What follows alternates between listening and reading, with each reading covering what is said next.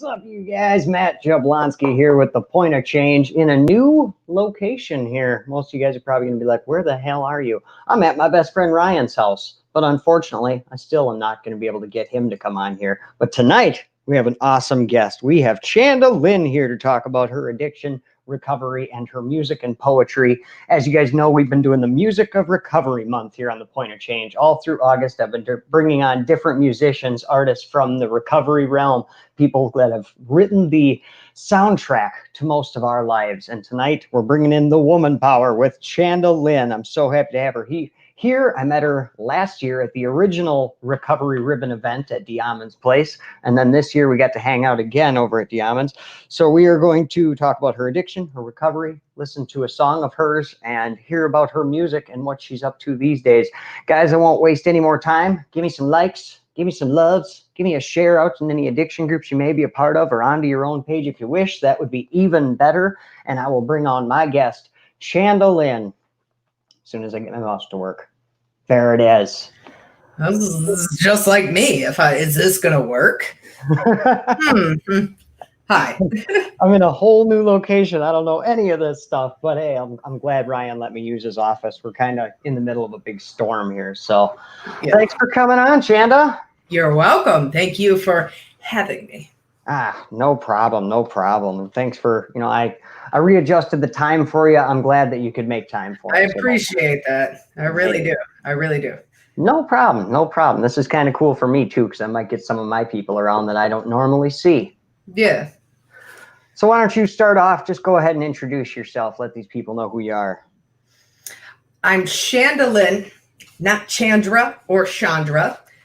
Panda. Chanda Lynn. Okay. I don't know what else to say. What am I? I'm 27. Everybody thinks I'm 40. There's that. And I write poetry and I make raps and I do all kinds of random live videos that are very unstructured. So this is a little different. That's about all I got to say. Oh, good. Well, this isn't too structured either. Don't worry. It's got, at least I can guide you along with some questions. I am sitting in one area. Normally, like, I don't know if you've seen anything that I do live wise. I'm all through the house, or I walk out like across the street for no reason. Like sitting still is a little different, but you're bringing out a new part of me. Oh, well, good. We get to see a side of Chanda that nobody ever sees, right? Potentially. Potential. So let's start off with when your addiction began. Did you start using, what time in your life did you start using? I think I'm pretty sure I was 16 and I got my tonsils taken out. And before that I had like smoked weed habitually. I was always told you can't get addicted to that, but I did. I was one of the overdoers, and I got my tonsils out when I was 16. And then I had the codeine cough syrup, and my brother drank all of that. And then a family member went out in the streets and got me some pills because I no longer had pain medication. And it kind of went downhill from there. Grandma started giving them to me and other family members, and there we were. Oh, wow. So you went pretty much opiates then? Yeah. Yeah. Anything else? Like, I don't know, did you start off with alcohol at all, or you just said marijuana, right? Yeah, no, it was marijuana. I mean, I had drank for the first time when I was 13, and I should have known, I would have had a problem then, because my friend gave me a couple shots of vodka, and then I fought her over the bottle, ended up knocking over her grandma's fridge, blacking out, and then having alcohol poisoning, and then I didn't touch it again for forever. And that should have been like an indicator that something would have been bad. Yeah, there could have been one sign, right? But we don't listen to red flags, do we? Why would we do that?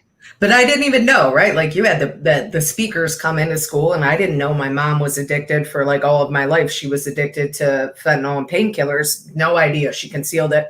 And the speakers in schools were like, addicts are the people that hang out behind dumpsters and don't get addicted to drugs or you'll just die. That was really the only knowledge I had of that. You know, when I heard speakers talking about that stuff in high school, like I was already doing drugs in high school. So when I heard these speakers saying that stuff, I was like, I felt like I was smarter than them because like this guy ain't done drugs. Like I've done drugs. Dude, I had a diary, right? Hang on, here, give me 1 second. This is screwing me up. I had a diary, and this dude came in again when I was 16. He's sharing how he did drugs and then he recovered, and all I wrote in my diary while he was talking, and I just analyzed him. And I'm like, why is there a person sitting up there telling me not to do the very exact thing that he did and somehow demonizing it when I'm like having a good time? And I just overanalyzed everything he was saying, did not absorb his message, resented him for it. And I was like, I don't feel like most people felt the way I did while he was talking, but you know.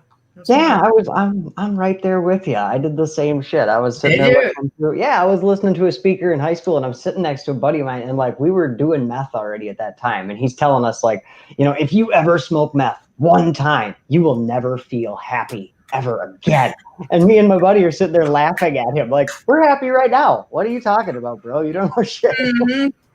Yeah, don't I wouldn't suggest putting me into a school, but I think I would at the same time because I wouldn't lie to kids. And I don't think it's beneficial just to tell them never to get into it. I think that kids now need coping skills to deal with parents who are addicted or know the signs of drug addiction or know the signs that they may be becoming addicted to something and not demonize everything. Like you will feel good. That's the whole point. Whole point, you know? So Right. yeah, Right. that's what I would do. If We you wouldn't have started doing it if it didn't make us feel good. And then that was like, it seemed like everything he was saying was contradicted by what I was doing. Because they're saying that, you know, you'll push your friends away, you're going to be depressed. And when I was doing drugs, my friends were right there and I was not depressed. I was feeling fine, you know? So, so yeah, I fell into that same trap, the same trap that we all fall into. So how long did your battle with addiction last? 7 to 8 years. Never exactly counted out the days. Do you know like how like what would you say was your, well, I call it the point of change, but what would you say is your rock bottom? Overdosing in a parking lot in front of my 6-month-old son. But I thought, like, after that, I made a deal with God. I was like, God, if you're going to save my life, you know, I'm going to change. This is the point of change, maybe here. And I didn't, because that didn't even scare me at that point. I mean, it did while I was praying and hoping not to die. It really took just knowing that there had to be something more for me, right? Because I kept repeating this cycle. I'm living with my grandma and I'm a single mom and I have nothing. I just lost my job because I had to go on a drug run and I was really late and I made up like this grandiose lie. And then they called my grandma and she didn't know she was supposed to cover for me. So then they fired me and I crashed my car to be able to go to the ER to get a script. Like a lot went into this, right? And it just came down to there's got to be something more. Like I can't, what do I do? I'm always going to be this way, or I'm going to die this way, you know? But it really was the, I want something out of life. It wasn't, I'm afraid of dying. It was that I wanted something. And there kept like occurring that there was this calling, like you're meant for something. And that's really, I think, what it took to change, amongst many other miracles in between. But yeah, I think that's what it was. Yeah, right on. I like that. I like that. Myself, I finally, I guess I don't know if I needed to change, if it was fear or what it was. But when I got out of jail and I realized that everything had been stolen from me, you know, all my friends that went to my house took everything, and just a lot of things that happened while I was in jail, and it just kind of woke me up. And then I got out and moved 4 hours away and started a life of recovery. I moved 4 hours away. Synchronicities. Yes. Oh. I don't think if I would have stayed where I was, I would not have made it 4 hours away. Yeah. Yeah, that seems like a good period. Just long enough if you don't have a car, like I do. Yeah, it keeps you away from everything that, you know, was up there. But I mean, drugs were down here too. But honestly, I'm lucky in the fact that meth is just not very well known around in my area now. But where I'm from, it's everywhere where I'm from. Yeah. So when did you find recovery? What's your recovery date? December 27th of 2014. Nice. So I was a youngster. Oh, I think I was 21, I'm pretty sure. So I've never gotten to drink in a bar or anything like that. Like, that's just what that was. Yeah. right on. 12, 27, 14. So coming up on 6 years this year, huh? Yes. Awesome. Awesome. And where are you from? And do you still live in your, no, you obviously don't live in your home No, area, huh? Do I'm you live in your from home state? Jamestown, New York. Yeah. Oh, okay. So I was born in Texas, but I only spent a few years there. So yeah, Jamestown, New York. It's like Oh, outside of Buffalo. It's a blip of a lot ah. of drugs and violence, but yeah, that's Is what that it like is there. upstate New York? No, it's Western New York. Okay. I don't know. New York. My mom's from upstate New York is why I ask. Oh, okay. Yeah. So what type of recovery? Did you have a program or do you work a program? No. No, me neither. Yeah, no, mine was a miraculous happening that I ended up in a church. So really like my program started when I was 2 months into my recovery. Found a Pentecostal church. They were all weird, and I was like, I want to be weird like them. And kept going there and kept going every Sunday and then every Wednesday, and I kept feeling like this fire and this passion. And then I think it was a couple months into like going that I really had an understanding of what I was meant to do. It was like all Holy Spirit weird stuff, right? And then I knew I was meant to go out and share my story. I didn't for a while after that, but that's when I started doing that. But yeah, so it's always been like a faith centered thing for me, which I've fallen away multiple times as far as faith goes, and I always come back. And you know, I would not suggest trying to do it without some sort of solid foundation, right? It's all a bit difficult. Didn't get to go to rehab, none of that. So yeah.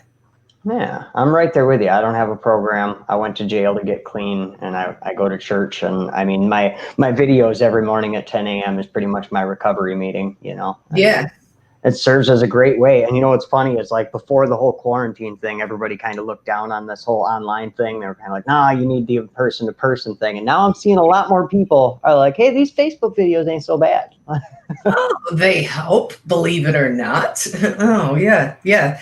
I think that's really cool, though, that you were able to do it like that. And for a while, when I first started doing all the videos and interacting online, that was a big part of keeping me alive in this whole recovery scenario. And then it's become writing, and that's what really keeps me going. So yeah. Right on. So when did you start your whole poetry and writing songs and all that? Did that start in your active addiction, or did you start in recovery?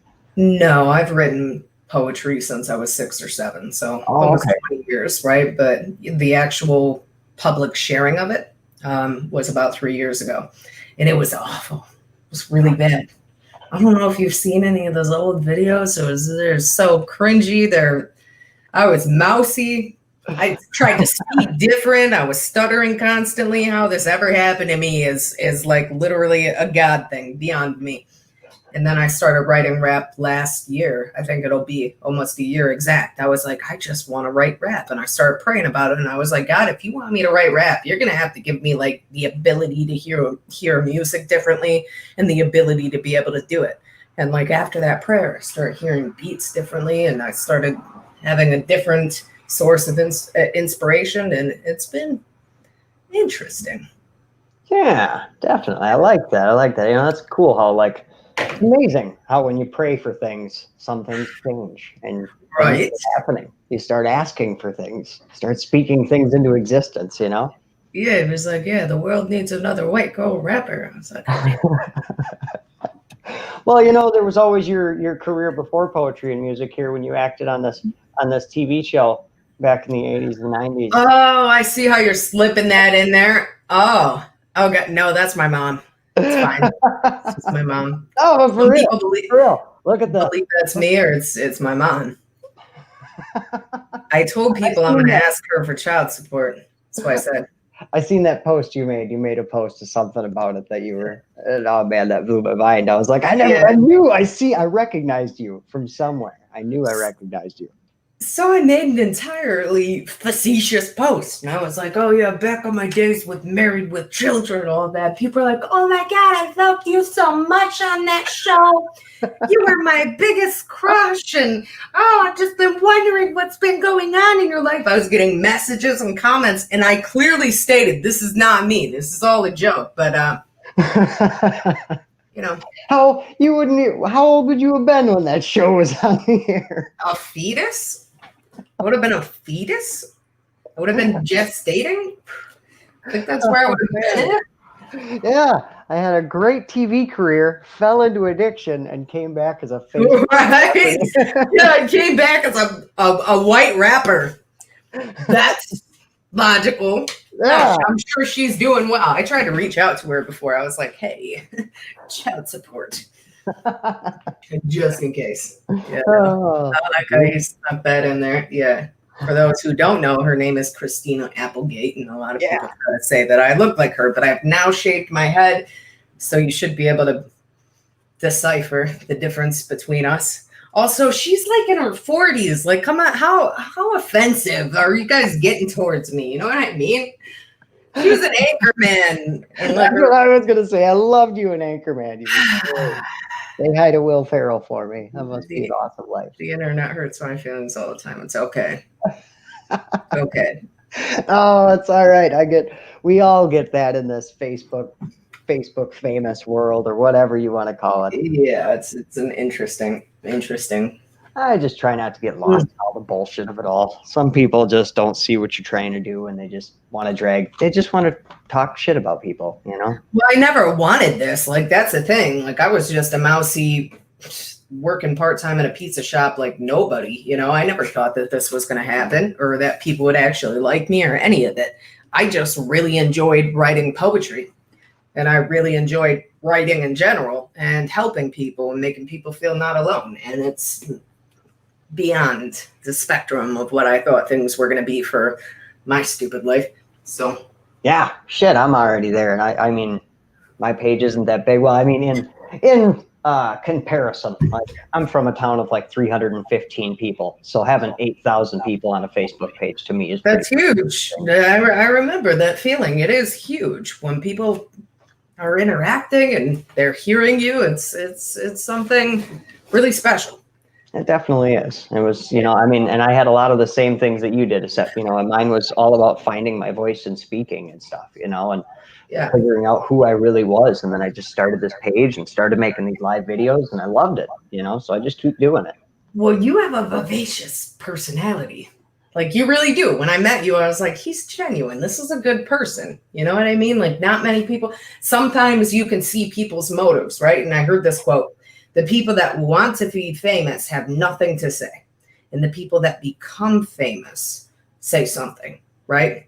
And fame or not, just any recognition, right? It's your heart that shows, right? And that's what people gravitate towards. It's not, you can elaborate words and do the right, I don't know, internet marketing of sorts. Like, some people put crazy captions on their videos. They do all kinds of stuff to get recognized. But if you have nothing truly to say, if you have no emotion that's connecting to people, you'll never be heard.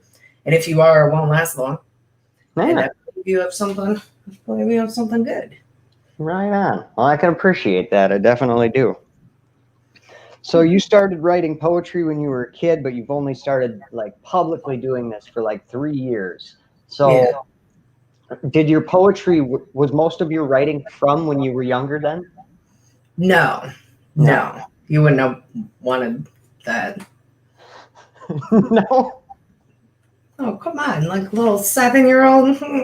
The windows are rolled down in the car. Mom and stepdad are driving far. God, what a beautiful scene. I just wish that they would love me, No, I had to write, I was writing different stuff. And a lot of it was like back in 2017, which I'm sure like addiction and being in recovery was not accepted. Like, so I was still being called a junkie every single day, being told I was worthless, I should kill myself, hope I relapsed, like all kinds of crazy stuff. So being public about my recovery was a topic of adversity. And that pushed me and compelled me to write poetry that would make people understand that it can happen to anybody, right? And that's where like it really spurred from. So writing a story about a girl who was molested, I don't know, at 12 years old, and like what she went through, humanizing a person who is addicted, right? This is just a normal little kid. Some bad shit happened. She didn't know how to cope. Mom and dad were doing this. And, you know, she was left to her own devices without any counseling, without any therapy, without anything. And there were a lot of things I wrote that were like that, really just trying to humanize people who have different struggles than you.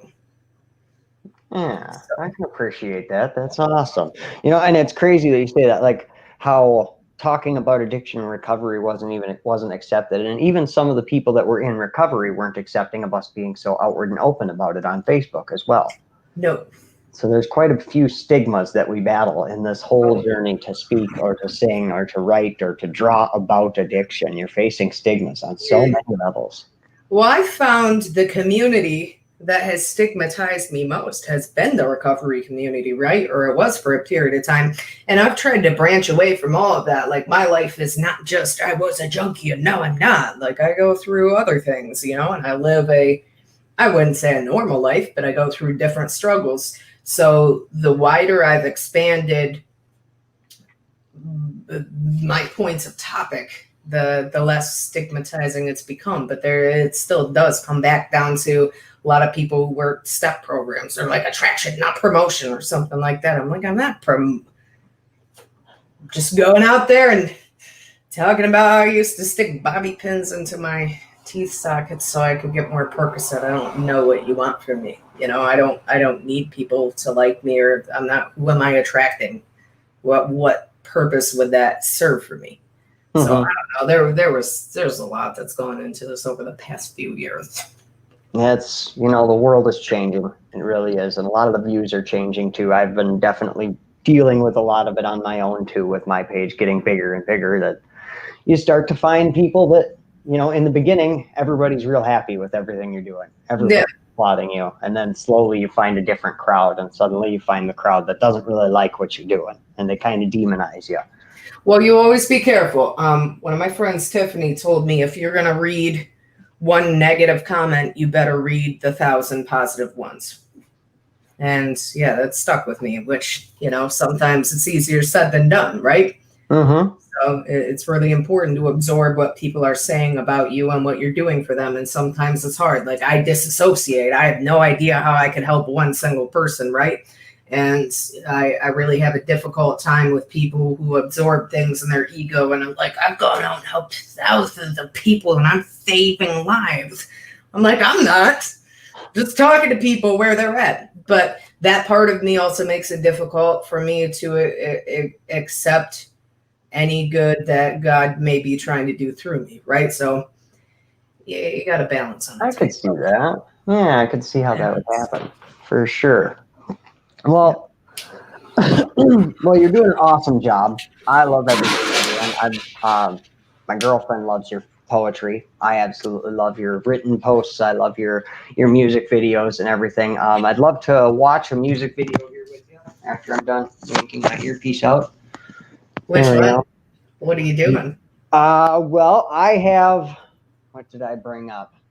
Not One More is what I have up here. Okay.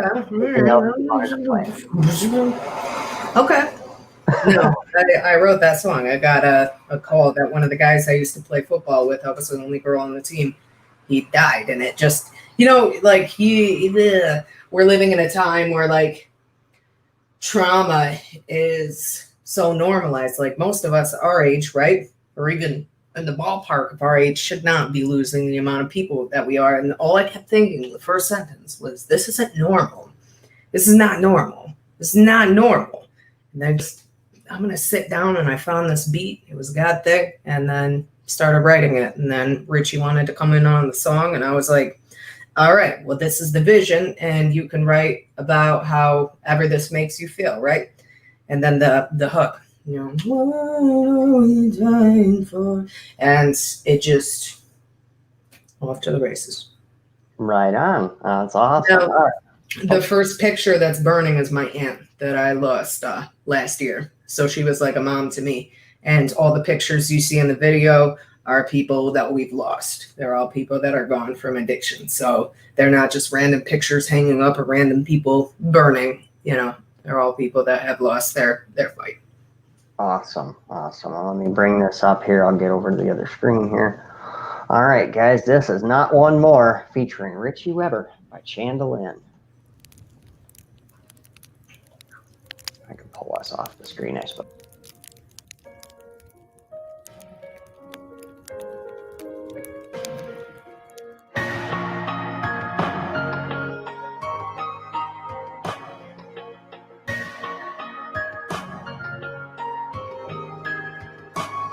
This isn't normal. People my age should not be dying like this. What happened to my generation? Rest in peace, kids. This isn't normal. Had to bury so many friends. Drug addiction infiltrated our homes and our heads. When will this end? We weren't ready for this type of battle. So many kids have died thinking that they don't matter. Hearts shattered, the mothers arranging funerals, ready to die because the babies are not coming home. Where is the hope? Tell me, what are we dying for? The only time we bury children are in times of war. But who are we fighting? I'm staring at my own reflection. Addiction sounds like your voice if you cannot detect it. The candle burns to the wick and I see the faces. I am numb by all this death and I cannot embrace it. I wish I could change it. I wish I had the fucking cure. So tell me, my generation, what are we dying for?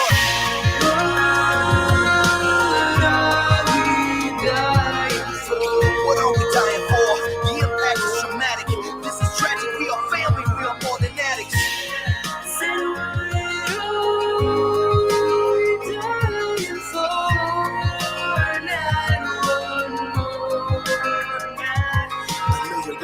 Stuck inside of this dark cave, and you're praying not to end up just another slave. A ball and chain replaced with dope and a dirty needle. I'm tired of this disease killing all my fucking people. This shit is evil. I'll never forget that morning when I woke up, and when they told me how she died and how my heart sunk. My soul felt like it was ripped out of my broken chest. I spent the next 3 years filled with this regret. Couldn't process the pain before I got that next call, when they told me 2 of my cousins went and lost it all. Her mother buried both her sons in just a single year. What kind of war is this when my friends disappear? It's a war that doesn't make a single shred of sense. The war on drugs is still fought at the addict's expense. The battlefield is our mind and our mental health. The enemy is big pharma's dog, greed, and wealth.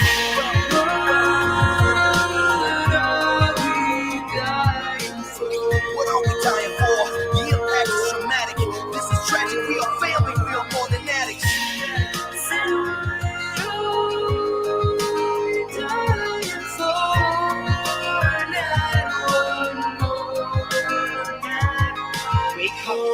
Generation, you have overslept. What are the secrets that you've kept? Tell them, come alive and know you were purposely created. What's the thing that's come to take it?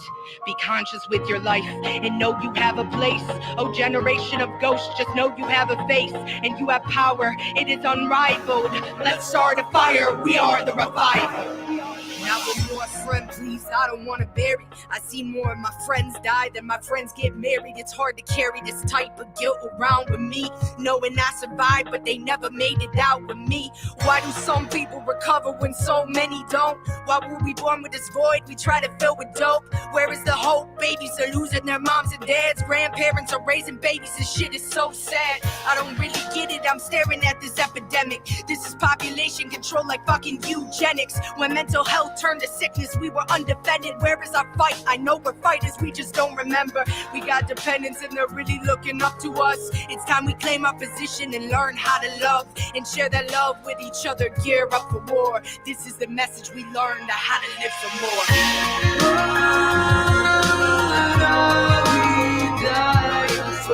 What are we dying for?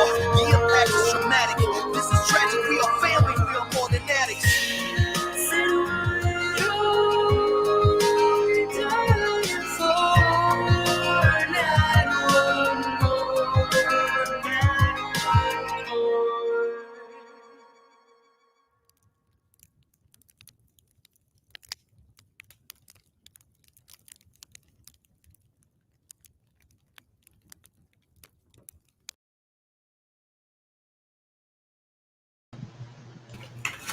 And we're back. Yeah, a little little tough on the other side of that camera there, huh? Yeah, just I don't hang on. I don't watch the video often because of my aunt and seeing her like burn up like that. It's pretty hard. But the positive note is that my kids sing that song a lot. It's a song for some reason kids really like, and I get to explain to them, in the best way I can what addiction is. So yeah. Sometimes it's just hard. I literally rarely ever watch that video because of her. We look a lot alike, and she raised me for a good period of time, so it's a little hard. I gotcha. Definitely. I know that song is even hard for me to listen to, especially lately. We lost someone that was a little close to me too up here in the Northwoods. So sorry, dude. And so many people that we lose, on a daily and constantly.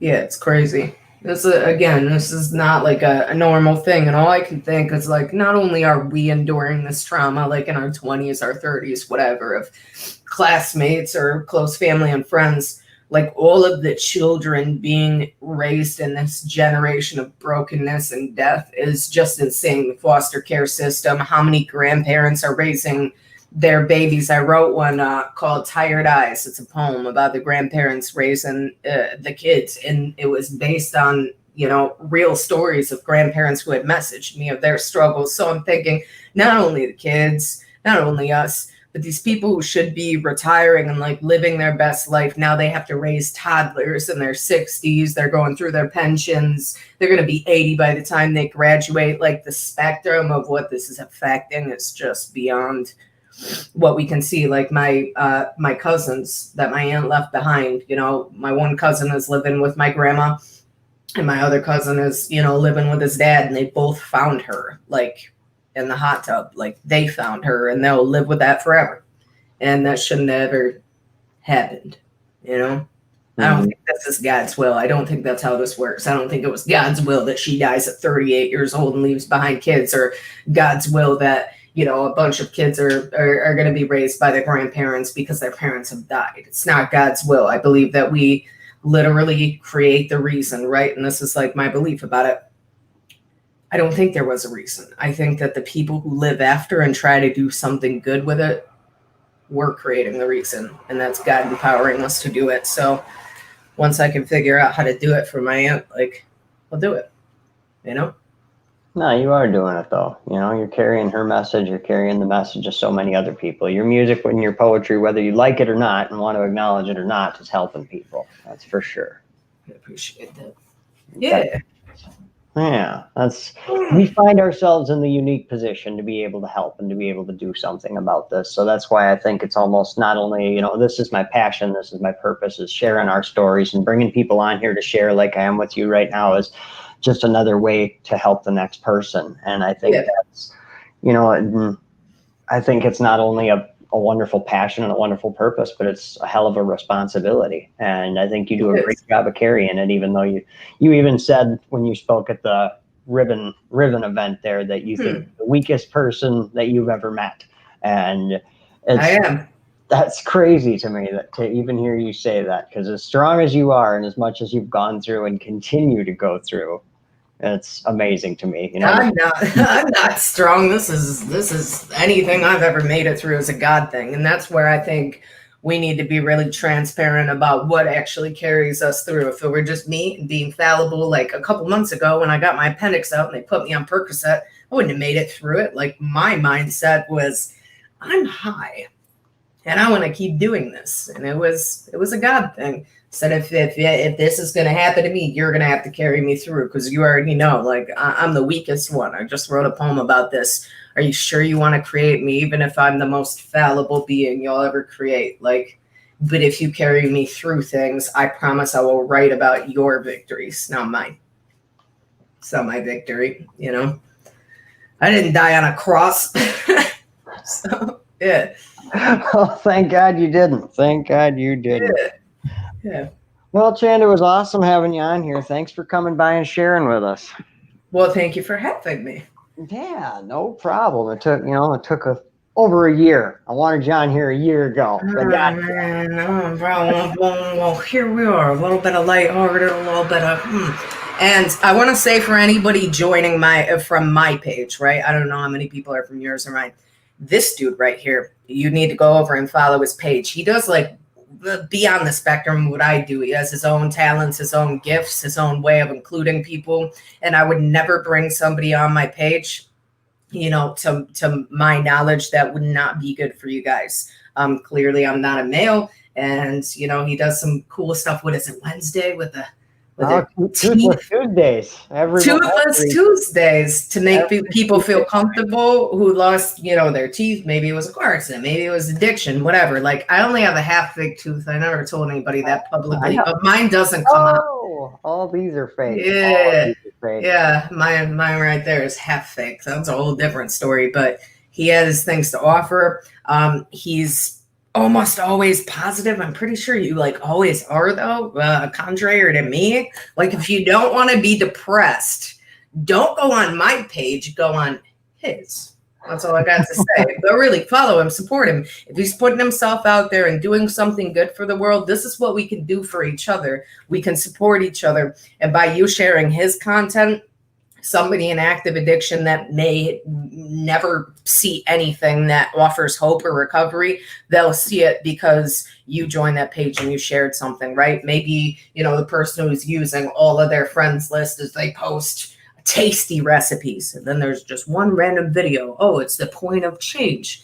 What is this? And oh, I've never heard the message of recovery or hope or anything, you know, and they see that because of you. So follow him, and that's what I'm trying to say. Yeah. Well, thank you. I appreciate all that. I really do. I'm live every single morning, 10 a.m. Central. Right. Yeah, that's more than me. You're more reliable than me. If you want somebody reliable, it ain't me. Yeah, come on over. I'm here every morning. Well, I love you, dude, and thank you again for having me on here. I've enjoyed it. Hey, no problem. I'm glad you came on. So stepping out of that social awkward bubble of yours and coming on my page, I love it. You've made me do that. I haven't done this in a very long time for that reason. But okay, yeah. I don't know how to end StreamYard, so I'm just gonna have like the faith that you. Right? Otherwise, you're gonna hear me like bumbling in the background and talking to myself. And I'll just kick you off, and then we'll send you out of here. Have a good night. Thank you for joining us. You too. Bye, you guys. There you guys have it, ladies and gentlemen. The Point of Change meets Chanda Lynn. So, guys, if you are from Chanda's page, thank you guys for joining me and showing a little support for the woman there. She's awesome. She's a great person, isn't she? I've had the opportunity to meet her twice in person, and both times she was super cool. Last time I actually hung out with her dog more than I hung out with her, but the dog's cool too, I'll tell you that.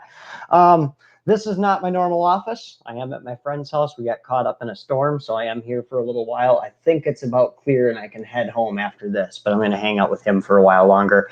Tomorrow morning, we will be back in the office at 10 a.m. Central, so you guys can come on by and hang out with me then. Tomorrow's topic is toxic people. So it's going to be a little bit of a long live stream, guys, because toxic people is a broad subject. We can go forever, honestly. We could talk about that shit for hours.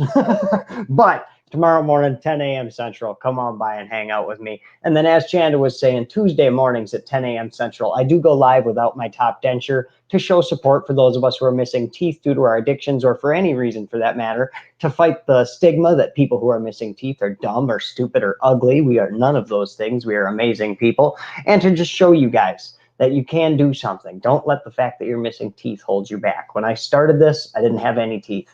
This was a later addition, guys. So you can do whatever you set your mind to. I love you guys so much. Thank you for joining me this evening. Next week will be KC Makes Music, and we will be back at our normal time, Sunday nights at 9 p.m. Central. KC Makes Music will be here, so come on by and meet him. I love you all. I will see you tomorrow morning. Until then, stay happy, stay healthy, and stay clean.